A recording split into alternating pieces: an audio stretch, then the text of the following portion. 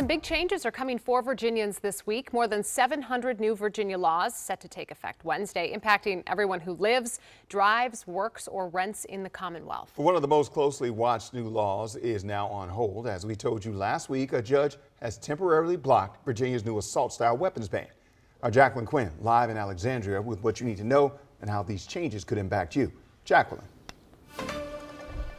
Yeah, a lot of people talking about this. The state did ban certain semi-automatic weapons and large capacity magazines. In fact, the governor signed this back in May. However, just days before this going into effect, this judge in Lancaster County has blocked it. So the Attorney General, Jay Jones, is appealing this, fighting this. In the meantime, there are many other laws that could affect you going into effect this Wednesday.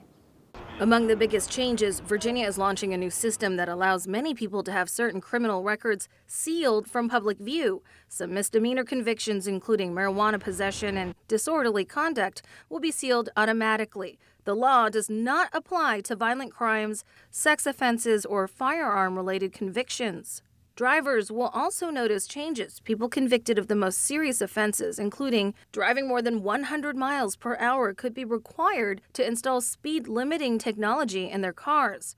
And local governments can begin using AI-assisted traffic cameras to catch drivers who run stop signs or fail to yield to pedestrians in certain areas. And if you're looking for a new job, employers must now post a good faith salary range on job listings and can no longer ask you about previous pay.